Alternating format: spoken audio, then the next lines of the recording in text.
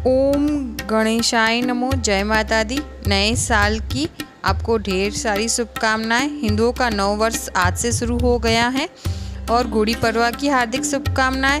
नवरात्रि की आपको ढेर ढेर सारी शुभकामनाएं। आज के 9 दिन हम माँ शक्ति की आराधना करेंगे, अम्बे मैया की आदिशक्ति की हम आराधना करेंगे और उनकी 9 दिन सेवा पूजा करेंगे।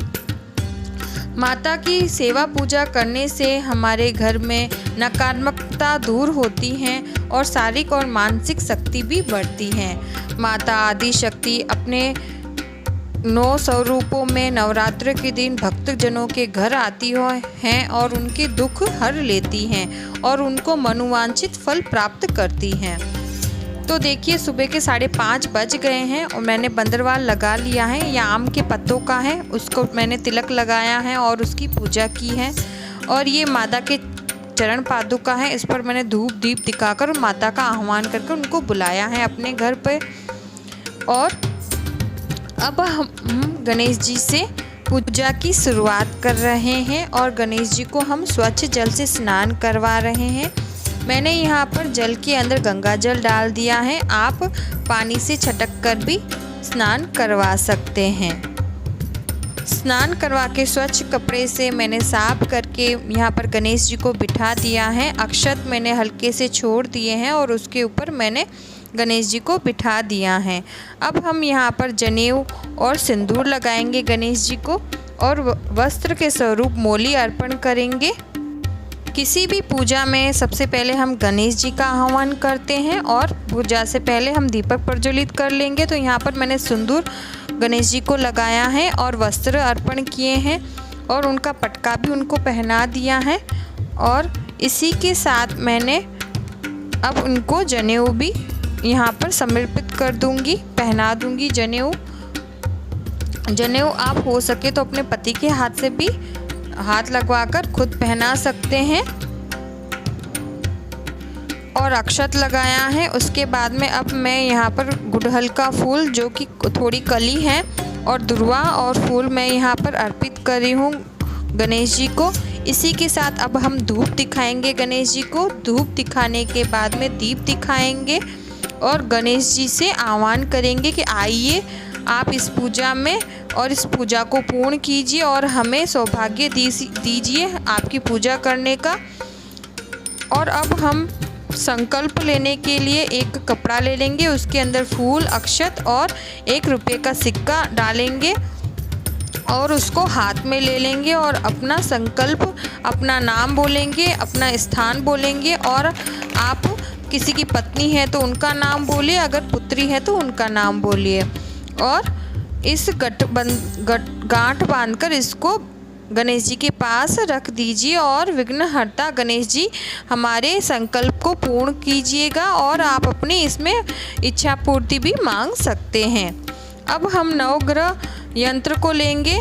नवग्रह यंत्र को स्वच्छ जल से हम साफ कर स्नान करवा देंगे उससे और स्वच्छ कपड़े से पोंछ लेंगे और पुराना जनेऊ हम हटा देंगे क्योंकि अब हम नया जनेऊ पहनाएंगे नवग्रह जी को। तो यहाँ पर मैंने अक्षत छोड़ दिए हैं और उसके ऊपर मैंने नवग्रह यंत्र बिठा रही हूँ। मैं सही से देखकर बिठा रही हूँ नवग्रह यंत्र।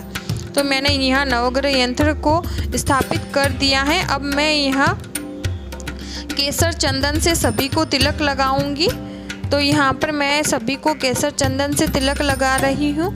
उसके बाद में हम वस्त्र के स्वरूप मोली और जनेऊ दोनों अर्पित करेंगे और धूप दिखाएंगे। धूप दिखाने के बाद में हम दीप दिखाएंगे।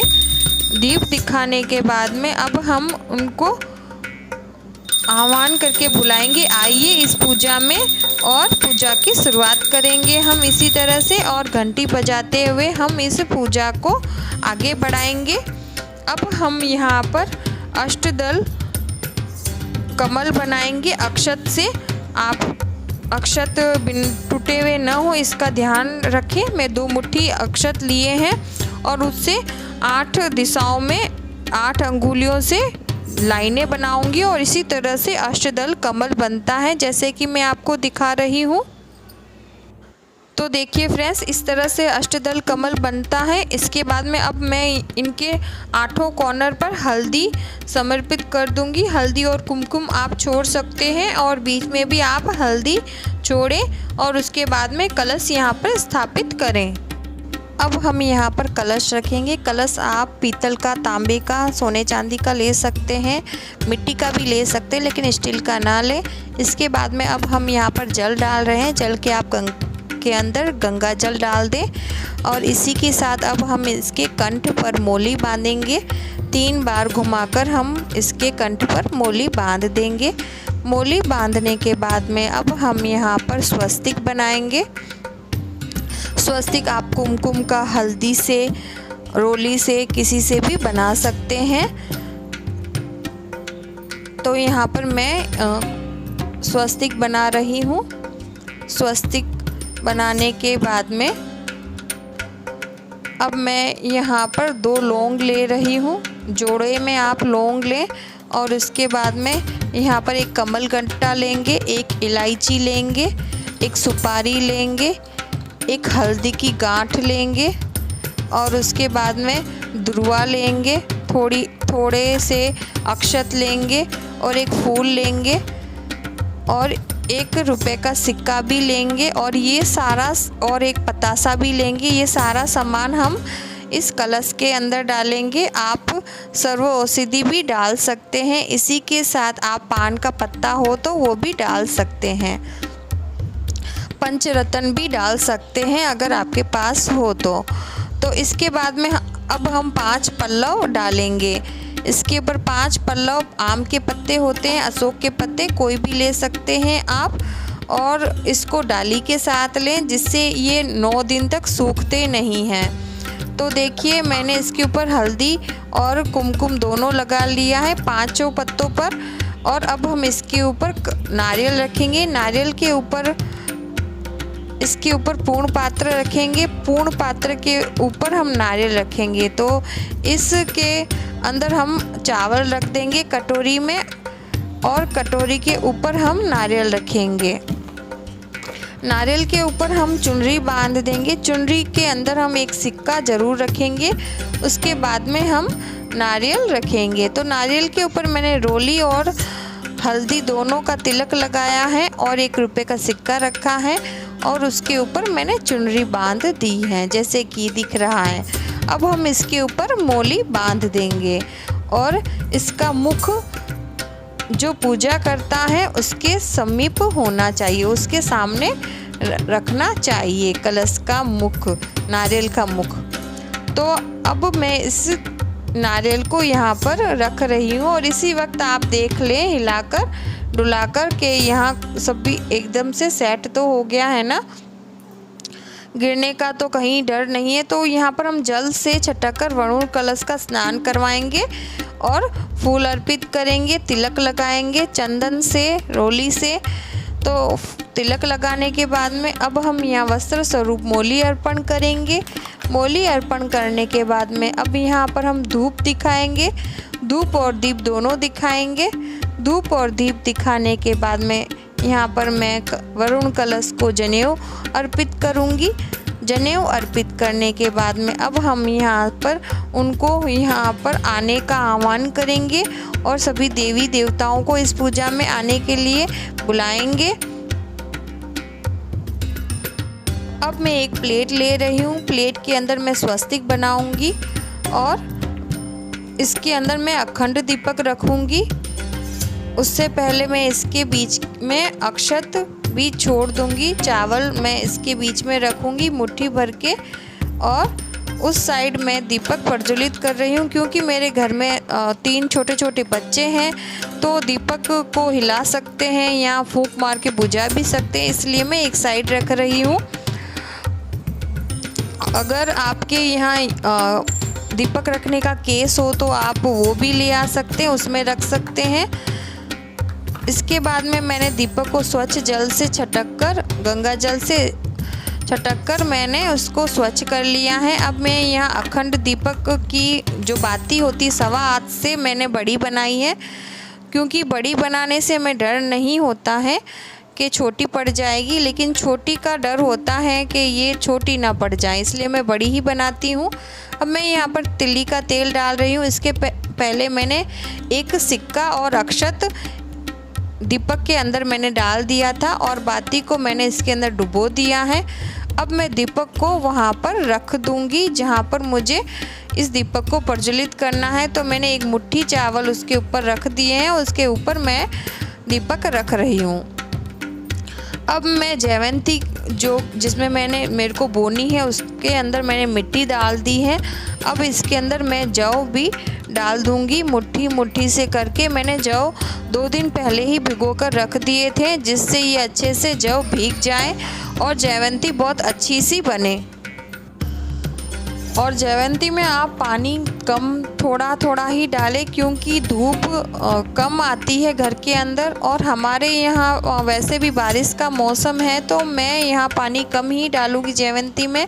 अब हम यहाँ पर दीपक का और जयवंती दोनों का पूजन कर लेंगे, पानी से छटक कर उनकी पूजा कर लेंगे और दीपक भी इसी वक्त हम प्रज्वलित कर लेंगे। तो देखिए रोशनी आ गई है, तो आपको समझ में आ गया होगा कि यहाँ पर मैंने अखंड दीपक को प्रज्वलित कर लिया है। तो अब हम अखंड दीपक को भी पानी से छींटा मारकर उनका स्नान करवाएंगे, वस्त्र स्वरूप मोली अर्पण करेंगे और जौ भी इसी वक्त हम बो देंगे और जयवंती के गोल गोल हम मोली बांध देंगे और उनकी भी पूजा करेंगे, जैसे कि मैंने कलश की और गणेश जी की और नवग्रह की पूजा की है। तो देखिए यहाँ पर उनकी पूजा हो गई है। अब माता जगदम्बा की मैं पानी छटक कर उनका स्नान करवा दिया है और अब मैं उनको माला अर्पण कर रही हूँ। तो यहाँ पर मैं फूलों की माला नहीं लेकर आई हूँ, क्योंकि बारिश होने की वजह से फूल मुरझाए हुए मिल रहे थे मार्केट में भी, और माला मतलब सेट भी नहीं हो पाती विग्रह पर, इसलिए मैं ये वाली मालाएं लेकर आई हूँ। बहुत सुंदर है ये वाली मालाएं भी। तो मैं माता लक्ष्मी को, माता सरस्वती को, सभी को मैं ये माला समर्पित कर दे रही हूँ। हमारी माता सरस्वती बहुत छोटी है, सबसे छोटा विग्रह है हमारे गणेश जी से भी मुझे लगता है ये छोटा विग्रह होगा, लेकिन बहुत सुंदर लग रही है माता सरस्वती। तो देखिए उनको भी मैंने माला पहना दी है। अब मैं हल्दी और कुमकुम का और रोली का तिलक लगा रही हूँ उनको, क्योंकि मैंने उनका श्रृंगार कर दिया था। अब मैं उनको तिलक लगा रही हूँ। अब वस्त्र स्वरूप मैं मोली अर्पण कर दूंगी उनको। अब हम यहाँ पर दुर्गा सप्तशती का तिलक लगाएंगे, अक्षत लगाएंगे, धूप दिखाएंगे और फूल भी अर्पण करेंगे। तो अब हम यहाँ पर भोग लगाएंगे और आरती भी करेंगे। इससे पहले मैं ये बड़ा वाला दीपक भी प्रज्वलित कर देती हूँ और माता अम्बे मैया का मनपसंद फूल गुड़हल का फूल होता है, वो भी मैं उनको अर्पित करूँगी और इसी के साथ बेलपत्र अर्पित करूँगी माता लक्ष्मी को, माता जगदम्बा को। बेलपत्र अति प्रिय है, तो नवरात्रि में आप हो सके तो बेलपत्र ज़रूर अर्पित करें। माता बहुत ज़्यादा प्रसन्न हो जाती है। इसी के साथ अब मैं माता सरस्वती को भी फूल अर्पित करूँगी। फूल अर्पण करने के बाद में अब हम उनको धूप और दीप दिखाएंगे। तो देखिए मैं आगे का जो पूजा थी उसका वीडियो नहीं भर पाई हूँ, तो मैंने उनकी आरती करी पंचमुखी दीपक से, जय अम्बे गौरी, और मैंने उनको गूगल का धूप दिखाया, समरांगी दिखाकर उनका धूप दिखाया है और भोग मैंने यहाँ पर उनको करवा दिया है। भोग में मैंने हल्दी की गांठ, लौंग, इलायची, कमलगट्टा और पतासा ये भोग लगाया था। तो देखिए यहाँ पर कितना सुंदर स्वरूप और कितना प्यारा भावपूर्ण स्वरूप माता का है, और ये पूजा के दिन बहुत ही सुखदायी होते हैं, मन प्रफुल्लित होता जाता है और मन की शक्ति और शारीरिक शक्ति दोनों बढ़ जाती है। और माता जगदम्बा इस दिन नवरात्रि में अपने भक्तजनों के घर आती हैं और उनके दुख दर्द सब हर लेती हैं। माता जगदम्बा की पूजा करने से सौभाग्य प्राप्त होता है और निरोगी काया मिलती है। अगर कोई चीज़ में हमें तकलीफ़ आ रही है तो वो सारी तकलीफ़ें दूर हो जाती हैं माता भगवती का नाम लेने से ही। तो देखिए, इसी तरह से मैंने पूजा की है। बहुत ही भावपूर्ण और मन से पूजा करें जब भी आप पूजा करें। और तो देखिए, हमारी माता भगवती का श्रृंगार कितना अद्भुत और कितना सुंदर हुआ है।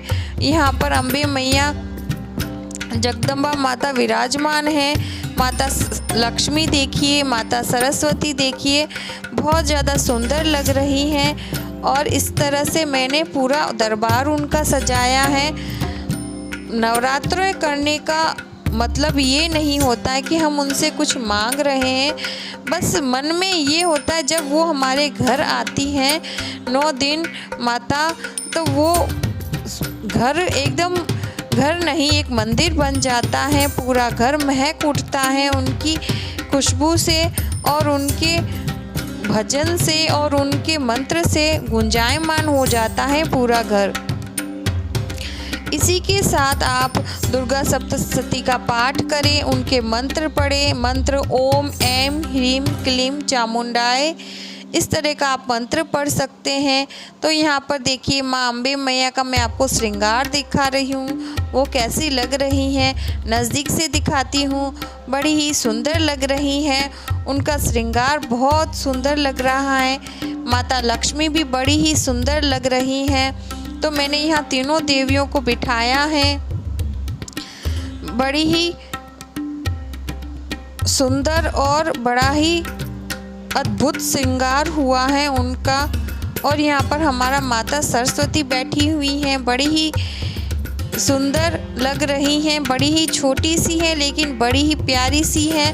उनका विग्रह बड़ा ही सुंदर सा है और बहुत अद्भुत श्रृंगार हुआ है। और बहुत अद्भुत दिन है ये, जब हम माता की पूजा करते हैं, उनके गुणगान करते हैं, तो वो दिन बहुत सुखमयी हो जाते हैं और सौभाग्य प्राप्ति होती है। हमारे घर में कोई भी दुख दरिद्रता नहीं आती है और घर में लक्ष्मी की प्राप्ति होती है। यहाँ पर हमारे लड्डू गोपाल जी बैठे हैं।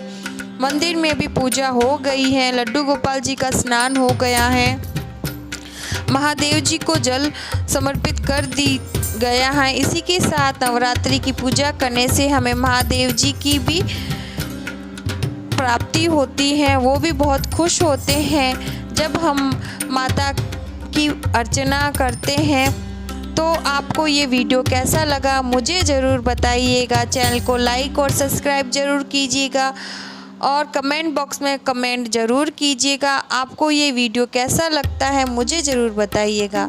तो ये डब्बे मैंने इसलिए रखे क्योंकि बच्चे छोटे हैं, दीपक के नज़दीक न जाएं, इसलिए मैंने आगे इन डब्बों को रख दिया है। पूजा बहुत खुशी से हुई है, बहुत मन प्रफुल्लित हो गया है, मन में बहुत खुशी और उमंग है। और मैंने यहाँ पर अम्बे मैया की जगदम्बा माता की आरती करी, गणेश जी की आरती करी और क्षमा प्रार्थना करी। मैंने पाठ नहीं किया है, पाठ मैं शाम को करूँगी क्योंकि सुबह ये सब करते करते ही 7:30 से 8 हो ही गए थे। सुबह 5 बजे से इतना टाइम लग गया है। 6:23 से लेकर 7:35 तक का मुहूर्त था शुभ घट स्थापना का और दीपक प्रज्वलित करने का। तो वो मुहूर्त में सारी पूजा हो गई थी मेरी संपूर्ण। थोड़ा बहुत रह गया था, वो भी मैंने पूर्ण कर ली थी।